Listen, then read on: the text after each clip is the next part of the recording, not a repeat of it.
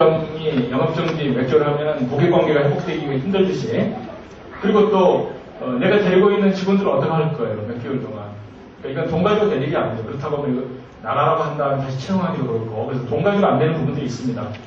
과징금이라든가 과태료는 돈 가지고 되는 거기 때문에 집행정지 대상이 안 돼요. 그렇지만 돈 아닌 처분에 대해서는 집행정지 신청할 수가 있습니다. 이게 이제 민사로 치면 가처분이라고 그러는 거죠. 가처분. 가처분 뜻은 뭐냐면 나중에 판결을 받아서 그때 해결이 되기는 너무 늦은 거예요. 이미 어떤 정지 명령이 떨어졌고 재판은 언제 끝날지 모르죠. 대한민국 재판이 요즘 빨리 진행된다고 하지만 만약에 내가 억울해서 뭐 증인도 세우고 다투는 경우는 재판이 계속 늘어지는 거죠. 그러니까 되게 딜레마에 빠지는 거예요. 내가 억울해서 증인도 세우고 하는데 재판이 자꾸 늦어지고, 그렇다 보니까는 피해는 점점 늘어나고, 그렇다 그것을 내가 그냥 대충 넘기기 위해서 그냥 받아들이느냐? 그러면 억울하고, 그러다 보니까 이제 딜레마가 빠지는데, 그런 것들을 구제하기 위한 것이 집행정지제도입니다. 그래서 돈 문제가 아닌 다른 처분은 집행정지를 신청할 수 있다. 그럼 나중에 재판 지는 경우는 어떻게 하느냐? 집행정지는 판결 결과랑 상관없이 좀 더 쉽게 해주는 편이에요. 나중에 판결 결과 만약 처분이 인정이 되는 경우는 그때부터 다시 이제 몇 개월이 들어가면 되는 거기 때문에, 그래서 어떤 경우는 제가 옛날에 이제 뭐 그런 소송을 맡아서 제가 이제 구청을 위해서 방어하기도 하지만 제가 안 맡은 구청은 제가 이제 이렇게 억울한 분들에서 하기도 하죠. 그러면 어떤 경우가 제일 좀 서로 간에 좀 그렇게 되냐면, 이를테면 3개월 정지를 받았는데, 나중에 이제 집행정지도 받았어요. 그러니까 일단 영업을 하죠. 만약에 이제 음식점 같은 경우는 연말에 성수기 같은 경우는 일단 석 달간 정지하는 것보다는 차라리 1, 2월 가서 정지당하는 게 훨씬 낫죠. 그래서 그때 되면 이제, 그 사건 맡기시는 분도, 그래, 일단 3개월을 넘기고 봐야 되기 때문에, 그 다음에 이기고지든 좀 덜 억울하겠지만 일단 3개월은 무조건 넘겨라. 시간을 끌어달라 하면 이제 변호사가 또 넘겨요. 근데 어떤 경우는 또 거꾸로 집행정지 받아가지고 재판하다가 판사가 갑자기 오늘 이제 재판 끝내고 판결한다 했는데 그게 무슨 연말 성수기면 어떻게 되겠어요? 그러면 차라리 집행정지 안 하는 것만 못하는 경우도 생기겠죠. 그래서 그런 것들이 이제 좀 전략적인 판단이 필요한 부분인데, 하여간 집행정지 제도라는 게 있다. 이런 걸 좀 아시면 될 것 같고, 그 다음에 형사 책임 부분 같은 경우도 부정한 방법으로 무상한 교육비 지원받은 경우에 유아 보호자 이제 그런 식으로 형사 문제가 될 수가 있습니다. 부정한 방법 말씀드렸지만 고의를 요하기 때문에 과실 경우는 해당이 안 되는 게 맞습니다. 그러니까 우리가 이제 처분을 구별한다 그러면은 과태료라든가 과징금은 행정처분이기 때문에 그것은 고의가 아니더라도 나올 수 있는 경우가 많아요. 보조금 환수는 좀 구별해서 말씀을 드렸죠. 그런데 벌금이라든가 처벌은 고의가 아니면 처벌할 수 없는 게 원칙이에요. 유치원이라든가 어린이집 경우는 고의가 아니면 벌금이라든가 징역 나오는 경우는 거의 없겠죠. 수십억 어떻게 하기 전에는. 근데 하여간 고의가 아니면 벌금은 안 나오는 게 맞다. 벌금하고 과징금 과태료는 달라요. 벌금은 형사처벌이기 때문에 전과 기록에 올라갈 수가 있죠. 과태료 과징금은 행정처분이기 때문에 그건 전과가 아니죠. 다만 행정처분으로서는 어떤 이제 몇 회 할 때 계산은 되는 거고, 그래서 형사책임 경우에 고의가 아니라 굉장히 중요하기 때문에 아까 확인서라든가 의견서 제출 같은 경우에 약간 고의성을 피하기 위해서 여러분들이 꼭 신경을 써야 된다 이런 말씀을 드리겠습니다. 그 다음에 이제 민사 손해배상 책임 이런 부분들도 요즘 점점 이렇게 문제가 되고, 아까 아동학대 이런 부분들도 상당히 참 억울한 부분이잖아요. 그렇죠? 그런 경우에 사실 입증하기가 부모는 그냥 이렇게 뭔가 적응만 보고서 막무가내로 그냥 우리 애 어떻게 했다 몰아붙이고 그런 상황에서 그런 경우라고 하더라도 충분히 소명을 초기부터 했더라면 좀 나았을 거라고 봐요. 왜 그러냐면 확인서라든가 이런 부분 여러분 충분히 어떤 정황사실을 써주셨다면 방어하는 게 좀 낫지 않겠는가 그런 생각을 해봤습니다. 4시 반까지인데, 네, 손해배상 문제가 있는데, 여러분들이 뭐 잘 하실 거라고 믿고요. 꼭 원내가 아니라고 하더라도 책임이 인정이 됩니다. 원외에서도 책임지는 경우가 많은데, 예를 들어서 쉬는 시간, 이런 때는 원내외를 가리지 않고 좀 이렇게 보호, 감독할 그 의무가 이렇게 돼 있고, 또 뭐 귀가 지도, 이런 것들도 이제 큰 문제인데, 귀가 지도 같은 경우는 이제 뭐 사례들이 많지는 않은데, 어떤 경우가 있으냐면은, 유치원에서 이제 애들 데리고 이제 버스까지 가서 이제 태우는, 여기까지는 이제 보통 하는데, 버스가 너무 늦게 온 거예요. 그래서 이제 한 25분 정도 기다리다가, 그렇다고 뭐 교사가 계속 이렇게, 아마 시골이었던가 보죠.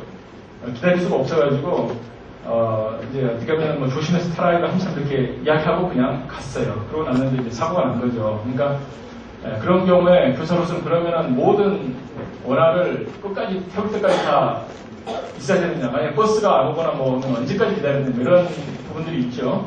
그런데, 법원에서는, 인솔에서 조심해서 갔고, 또 거기 가가지고 25분 기다리고, 그 다음에, 자기가 이제 그들이 떠나면서 애한테 주의를 잘 주고 떠났다. 이걸 인정해가지고, 그 정도면 통상의 주의 의무를 다했다. 이렇게 이야기합니다. 그래서 항상 중요한 기준이 뭐냐면, 통상의 주의 의무예요. 통상이라고 하는 것은 그 보통의 기울여야 할 그런 주의 의무를 말하는 거고, 완벽한 주의 의무를 말하는 건 아니거든요. 그러니까 사고가 났다고 반드시 뭐 손해배상 책임지는 건 아니에요. 여러분들이 나는 정상적으로 운영할 때 이 정도 신경을 썼다. 내가 이 정도까지 신경하려면 그건 완벽하게 거의 뭐 정말 다른 거 아무것도 못하고 하는 그 정도의 주의 의무를 해야지만 맞는다. 이런 식으로 하게 되면 손해배상 책임은 지지를 않게 돼 있습니다. 왜? 과실이라고 하는 것은 결과 책임이 아니라 일반적으로 해야 될 주의 의무를 다하지 않았다. 이게 인정이 돼야지 책임을 지는 거지 결과 책임이 결코 아니거든요.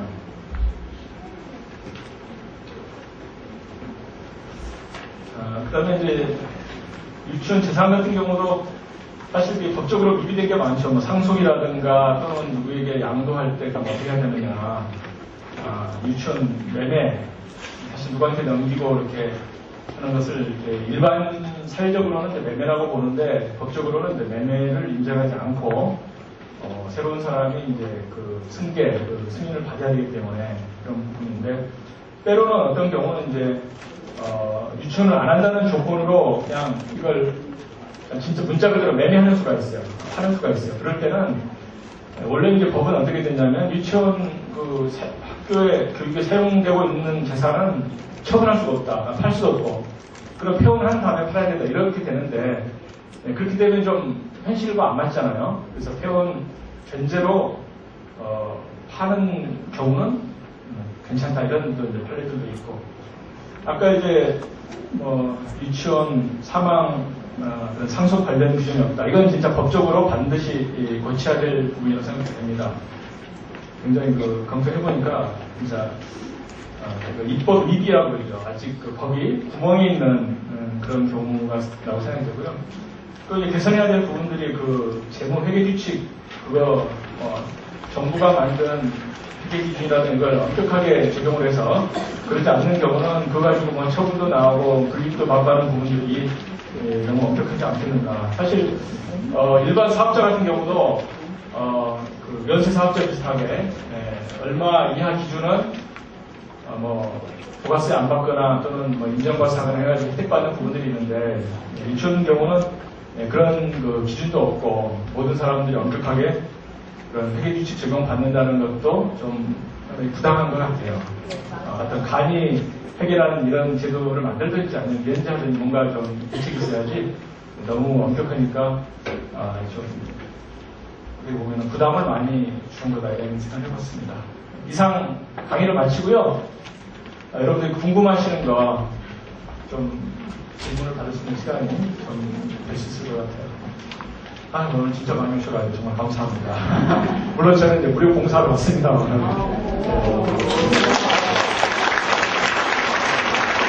네, 이승명 변호사님 좋은 말씀 감사합니다. 강의 내용이 현장에 계신 여러 원장님들께 많은 도움이 되었으면 합니다. 질문을 질의응답 시간을 갖도록 하겠습니다. 질문해 주실 원장님은 거수해 주시기 바랍니다. 3분 정도 질문 받도록 하겠습니다. 예, 예. 무슨 말씀드리? 무슨 말? 예. 저희들이 아까 말씀드린 대로 교육비를 부모님에게서 받다가 나라에서 부모님들은 일정 부분 내지 마세요. 우리가 주겠습니다 해서 받잖아요. 네. 그러면 이제 어떻게 보면 부모님에게는 보조금이지만 저희로는 보조금으로 보기가 어려운 그런 내용인데 보조금이라고 해서 여러 가지 징계들을 하니까 그거를 보조금이라고 보지 않을 수도 있는지 정말 굉장히 예리한 질문이에요. 현장에서. 사실 법적으로는 직접 받는 게 보조금이고 학부모한테 주면은 학부모가 그게 보조금이고 우리는 사실 이제 그냥 민간 어떤 모형용 개념이고 실제 법도 처벌 규정이 학부모를 처벌하게 돼 있어요. 그러니까 보조금 부당 수령 이런 부분들은 학부모 위주로 돼 있습니다. 그래서 아마 그 부분은 정부가 이제 아마 다른 규정을 만들기는 만들 거예요. 그렇지만 지금까지 그런 의미의 보조금은 아니라고 볼 수 있죠. 근데 아마 감사하느라고 무슨 규정을 만들 것 같은데 행정 규정을.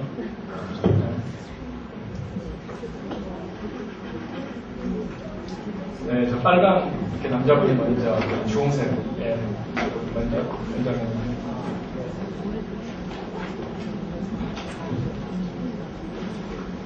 네, 강의 대단히 잘 들었습니다. 제가 궁금한 게 하나 있는데, 이제 법이 관한 문제인데, 이게 코에 걸면 코골이고, 귀에 걸면 귀걸이고, 이런 법은 저는 없다고 보는데, 우리나라에. 그리고 유치원 설립 변경이 지금 안 된다 하지 않습니까? 네. 근데 3년 전에 설립 변경을 했거든요. 네. 교육부에서 해줬거든요. 네. 근데 그때는 해주고, 그때는 왜, 어떤 법에 의해서 해줬는지, 해줬으면 그게 근거가 돼가지고 해야 되는데, 임의로 설립 변경을 해줬다 그러면은 분명히 또 직무유기 아닙니까? 그리고 또 한 번 해줬으면은 그 근거가 판례가 되는가, 상식적으로 보면은, 네. 설립 변경이 된다는 뜻이 아니겠습니까? 법적으로 해줬는데, 이건 어떤 법을 적용해서 설립을 변경을 해줬고, 이제 와서 다시 또 갑자기 또 사립학교법을 적용해서 안 된다 이렇게 하는데 저는 이 이유를 납득이 안 가는 부분입니다. 예. 현재 지금 이제 사립학교법의 좀 구멍인 부분은 뭐냐면 설립 경영자가 사망한 경우 그런 경우가 지금 구멍이 되어 있어요. 그러냐면 법은 뭐라고 됐냐면 경영자를 변경할 수 있는데 누가 변경하냐면 신청하는 사람이 현행 설립 경영자거든요. 그래서 이제 사망한 경우는 현행 사람이 없기 때문에 이게 승계가 구멍이 지금 열려 있는 거고, 근데 지금 말씀하신 경우는 법적으로는 현행 경영자가 승계 신청을 한다면 가능한 게 법이거든요. 그러니까 안 해준다 그러면 어떻게 보면 부당한 거죠. 더구나 무슨 설립자 자격 제한도 지금 제대로 없는 상황에서 그 부분을 안 해준다 그러면 문제가 있는 거고요. 그런 경우는 좀 구제를 받을 수 있어야 된다고 생각합니다. 현재 지침이 설립된 변경은 안 된다고 지침이 나와 있거든요. 예, 그러니까 법에는 변경 근거 규정이 있기 때문에 그런 경우는 이제 신청을 해서 거부를 당한 거잖아요. 그러면 거부 처분에 대한 변경 승인에 대한 거부 처분이 이제 나올 거잖아요. 안 되겠다. 그러면 그것에 대해 소송을 하게 되면 이길 수 있을 것 같습니다. 그러니까 안 되니까 말고 이러면 이제 안 되지만 정식으로 공문을 신청하는